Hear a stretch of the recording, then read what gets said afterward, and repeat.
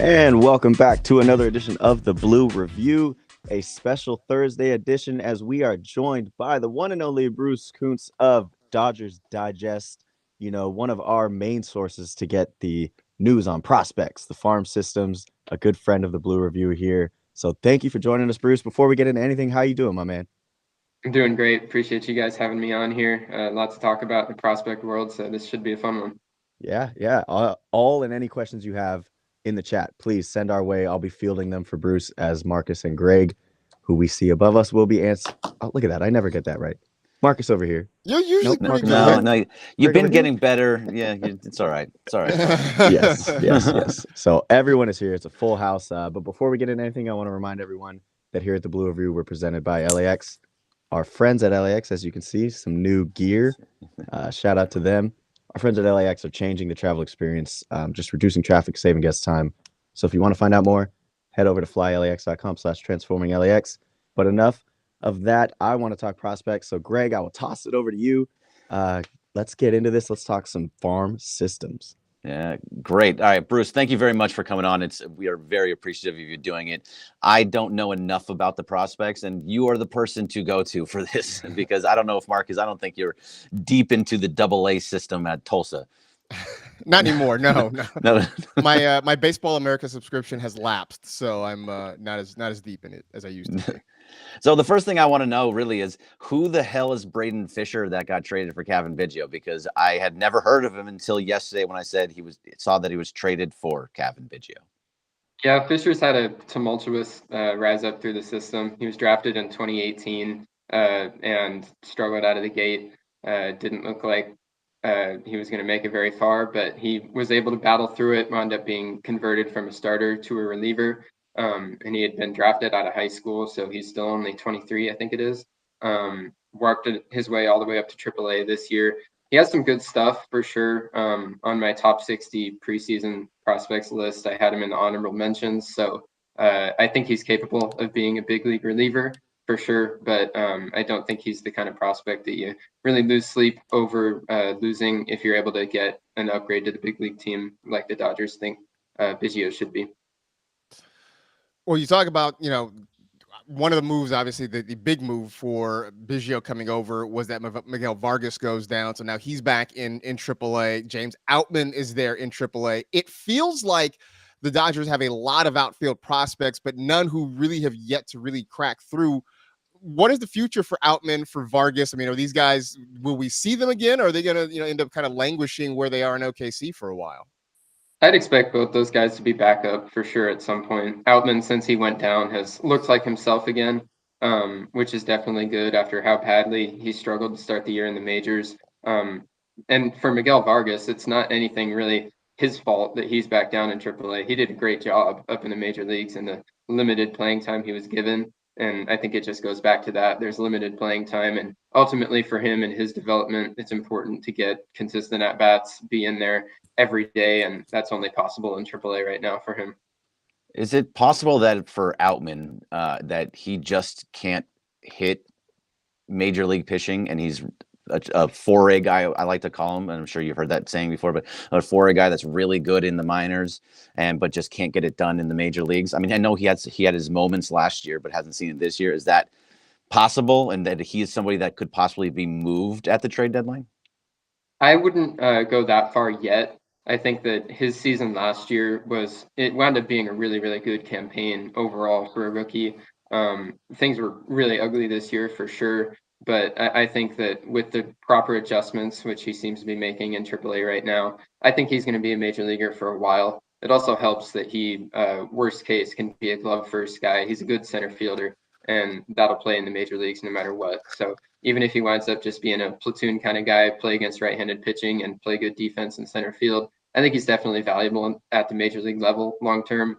That said, at the deadline, I think that he's a guy that could get moved just because of the fact that I think he is valuable. I think that he's going to be a major leaguer for a while. Other teams see that too. The Dodgers won't be necessarily looking to move him because he certainly can be part of the future plans here in LA.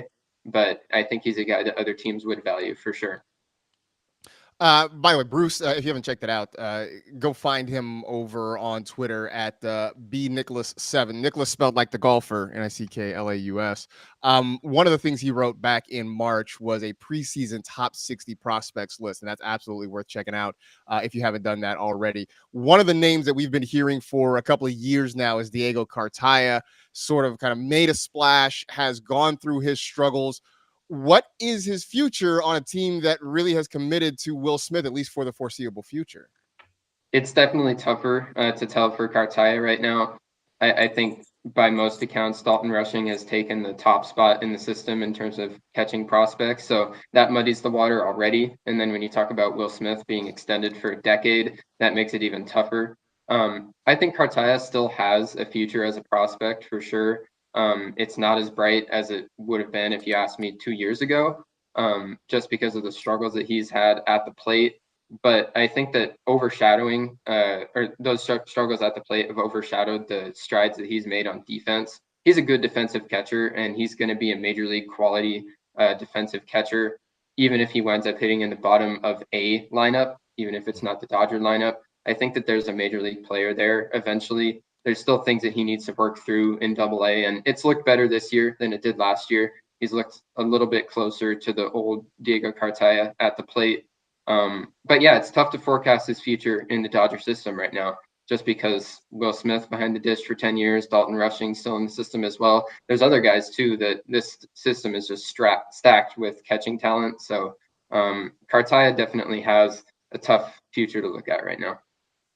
So with the addition of Cavan Biggio, who played third base yesterday, he doesn't play third base a lot, but he did play third base yesterday, and it seems like that's where he's going to be. Andre Lipsius has been a guy that's been at third base and is in minor leagues. I saw you posting just a couple of days ago that he's been destroying the ball in AAA. Is that going to block Andre? Do you see him coming up to the major league level, or is the move for Cavan kind of stopping that? It wouldn't surprise me if Lipsius wound up making it to the major leagues at some point this year. Like you said, he's definitely just raking in AAA. The Pacific Coast League is an easy place to hit, but Lipsius has gone above and beyond where he's been spectacular even for the PCL. So I think he's earned a chance to get up to the major leagues at some point. I think the reason that he isn't there already, when people ask me about that, I think the defensive part of it is a little bit tougher for him. He's played more first base than third base in AAA. He's also played a little bit of second base too, but I think he isn't as great of a defender at third base as Cavan Biggio is. He's also right-handed, and so it doesn't work as well with the platoons. I think the Dodgers were more comfortable just running out Kike Hernandez at third base and Miguel Rojas as well as right-handed batters that had a little bit of a more trustworthy glove than Lipsius does. That said, I think down the stretch, Lipsius definitely could be a help. It's just a little bit tougher to forecast where he'll be on defense.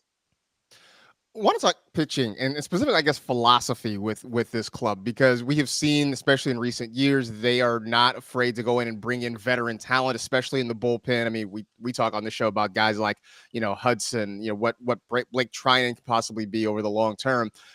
But this is an organization that traditionally has been well stocked with arms throughout the farm system. Are they running? I won't say running into problems, but how do they sort of manage kind of, keeping these young arms on track to get to the big leagues when the major league level has shown that they're willing to go out and, bring in assets or spend assets to bring in veteran talent that a lot of times potentially blocks some of these younger arms? It's a really tough thing, and I think it's a blessing and a curse to be a Dodger prospect, because on one level, you're coming up through the minor leagues with the best development system around you, and the Dodgers are better than any other team at making their players into the best players they can be. But on the other hand, it's a system that's so stacked with talent, not only throughout the minor leagues, but like you said, in the majors. So it's just tough to break through. There's a lot of guys year after year. We just talked about Andre Lipsius, that guys that would be in the major leagues on almost any other roster in the major leagues, but they're in AAA with the Dodgers and have a hard time breaking through. I think Landon Knack is in that same boat this year.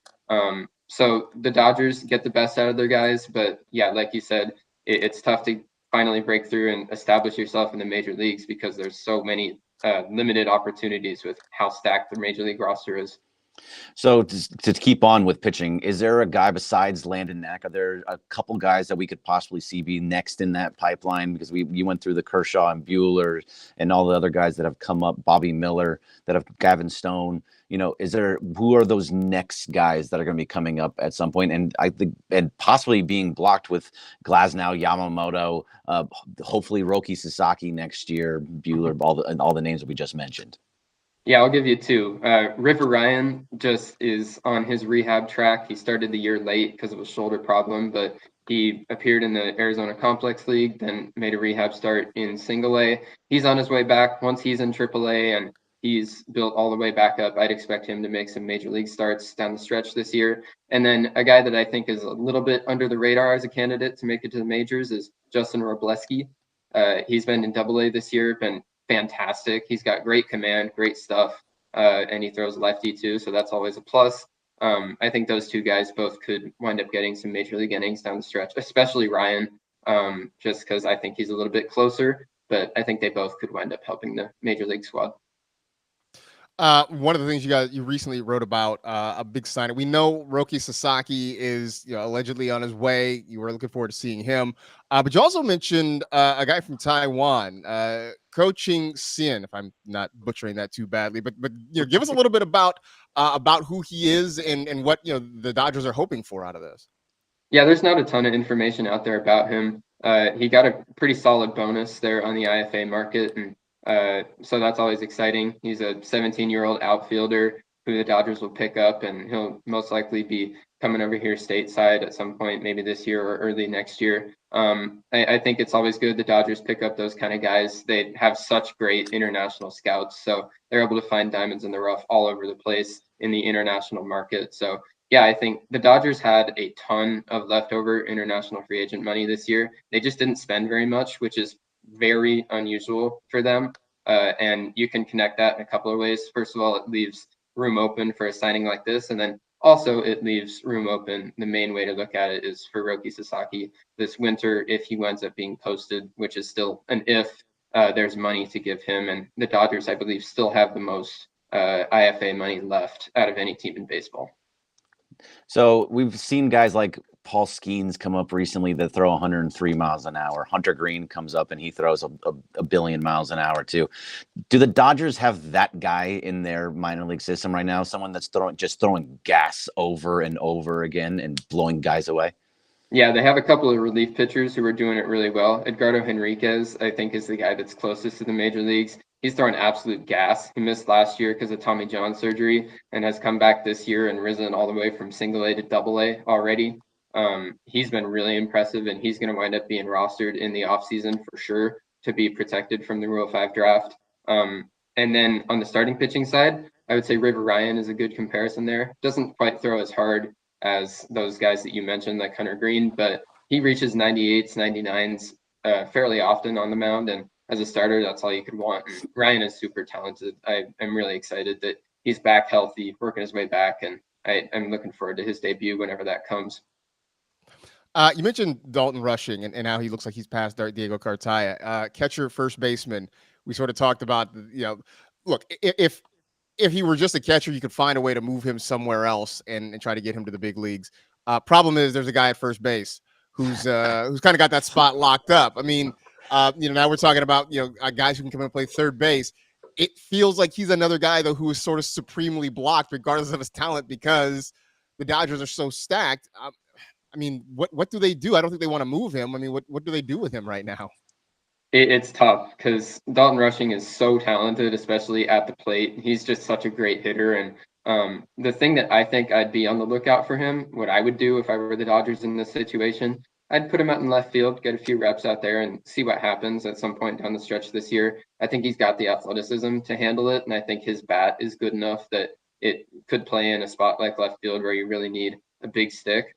But on the other hand of things, if the Dodgers see an opportunity to go out and get, a Luis Robert or somebody like that with controllable, really good, talented player on the trade market, Dalton Rushing's the top prospect in the system, at least in my opinion. And I think that it would have to be a really good player that they'd get back, but it isn't impossible to imagine him getting moved. So two guys that we just brought in, Michael Bush got traded over to the Cubs, and they brought back two different guys. They brought back over Zaire Hope and Jackson Ferris. One's a pitcher and one's an infielder, I believe. Is there anything that Tony Forkush brought it up as well? Look at that, same timing. But can you tell us anything about what's going on with Zaire Hope and Jackson Ferris? And are those guys that we will be seeing in the future with the Dodgers? Yeah, I definitely think so. I'm a big fan of that Bush trade, the way it wound up working out. Both these guys are super talented, and it's always nothing's ever a guarantee with prospects, especially guys that are still in the lower minor leagues. But Jackson Ferris has looked really good this year, especially in his last few starts in high A. He's got really good stuff from the left side, a big overhand curveball that I'm a big fan of. And then Zaire Hope, for a teenager, he has really good ability to crush the ball. His exit velocities at the start of the year, his first stint in single A, and he was just crushing the ball. He's down with an injury right now. We're not really sure how long he's going to be out for. The Dodgers are pretty tight-lipped on that kind of stuff, but both those guys are very talented, and I'm excited to watch them rise through the system. Jared Karros. I mean, it was cool in the spring training. Eric Karros got to have his proud dad moment on the air, and that was really super awesome. Realistically, though, what are Jared Karros's prospects in the organization? He's been rising this year for sure. He's been really impressive. The thing with him that makes him really unique, he doesn't have the high 90s fastball velocity that some of the other guys in the system do, but because he's 6'7", he has so much extension, which means he releases the ball so much closer to home plate that when he throws 93, it looks more like 97, 98. He's also got really, really good command, and he's shown that this year. He's been one of the best pitchers in the minor league system this year in terms of pure results. And he's risen from high A up to double A now. He's in Tulsa. Karros, I think, has the mold of a guy who is still never a guarantee, but a high likelihood major leaguer. And with that command, with that extension, I'm excited to see him continue to develop. And I think by next year, he could wind up being an option to help with innings in Los Angeles. So we're less than 2 months away from the trade deadline, and it seems like this is the year that prospects are going to get moved. This team is too good to not go completely all in, to bring in whatever they can to make a huge push towards the World Series. Are there any guys in the minors, single A all the way up through triple A, then all the way through rookie club, the whole thing? Is there guys that are untouchable to you that if they trade him, it means that they're getting somebody amazing back in return? Yeah, in my philosophy, I don't think there's a such thing as a truly untouchable prospect. I think, like you said, there are guys that you would have to get the top trade candidates available if you're going to move them. I think the three guys that jump out at me as those kind of prospects right now in the Dodger system would be Dalton Rushing. We already talked about him. Josue De Paula, outfielder in single A, that is just a super talented bat. That he's my number 2 prospect in the system. A lot of people have him at the top already. Super talented. And then the third guy that I'd be willing to put in that group already would be Joandry Vargas, a shortstop. He's in the Arizona Complex League right now. He's gotten comps to Manny Machado in terms of his player ability. Obviously, that's a very high ceiling, but Joandry Vargas is very, very talented. And I definitely hesitate to move him at this point. Sort of random, and maybe you don't know, but like when it comes to, I know for a lot of organizations, winning titles at AAA, AA isn't necessarily a thing. Like, it's nice if it happens, it's not something they pursue. How do the Dodgers feel about that? Because it is so hard for guys to move up. Do they place, is there something about, hey, look, let's go out and win the AAA, World Series. Let's go out and try to win in AA. Do you feel like the organization actually cares maybe a little bit more just because they are stockpiling such talent? Yeah, I think the organization, it's a great thing all through the minor leagues for guys to get used to winning, especially in a Dodger organization where once they get to the major leagues, they're going to be playing important games all the time. I think that's something that the organization values. In terms of like promotions and stuff like that, they're prioritizing development and what's important for each individual guy. But I think in a grand sense of things, the Oklahoma City Dodgers, they got to the AAA championship last year.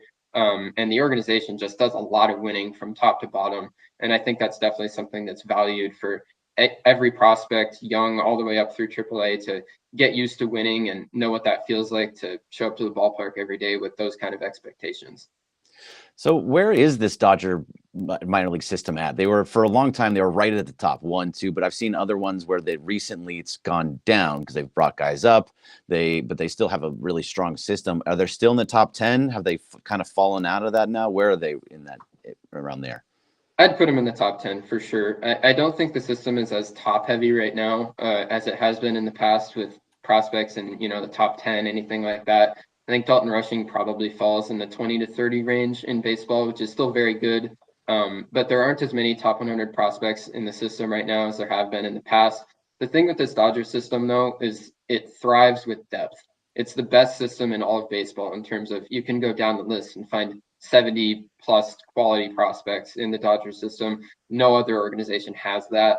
And that's something that the Dodgers continually do year on after year. They have just quality players all the way through the system. And there's so many options of prospects who could wind up being top 100 guys in the future, maybe aren't yet, but this system isn't as top heavy as it has been in the past, but it's still great on the depth side of things.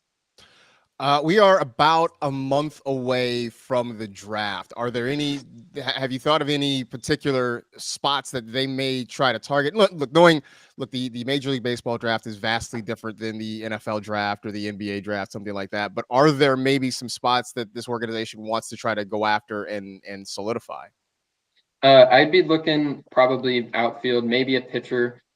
They're drafting higher than they have been in a long time this year. I believe it's their highest first-round pick since 2017. I don't know if that's exactly right. It might be 2019, but it's been a few years since they've drafted this high. And I think the organization is definitely going to be willing to, or ready to take advantage of that. They're going to have a chance to pick up some talent that they haven't been high enough in order to get. A lot of times in these last few years, they've picked down in the 30s. Their first-round pick last year was at number 35. Because of the luxury tax rules where they get bumped back 10 spots. But this year they're up at, I believe it's pick 23. And that's the highest they've been in years. So yeah, it's a great pick for the Dodgers to be able to take advantage of that spot and pick up somebody really talented.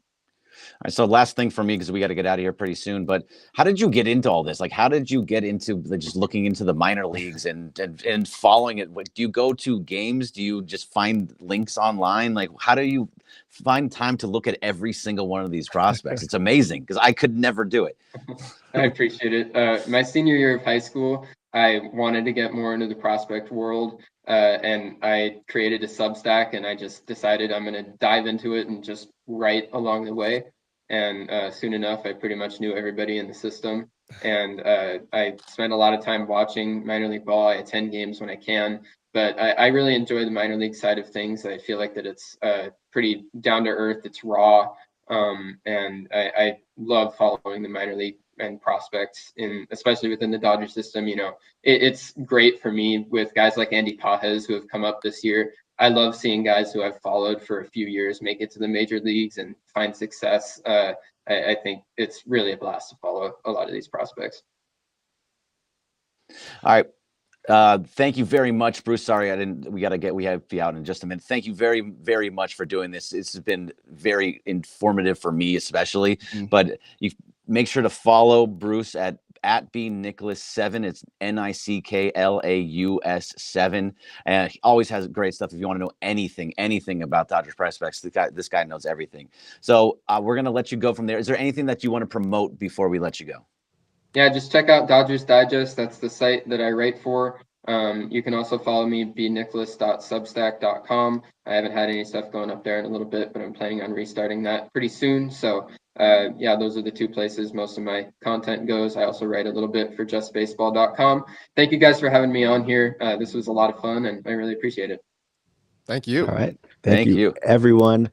This was a great episode. Like you said, Greg, Bruce, we're excited to have you back on soon to talk more prospects, especially as the trade deadline and everything comes around. So thank you for being here, Bruce. Thank you, Marcus Grant. Thank you, Corporate Greg. I've been producer P. Bell. You can see the Blue Review every weekday, 9:30, 9:55. We will catch you tomorrow. Same bat time, same bat cave. Thank you to LAX. See y'all later.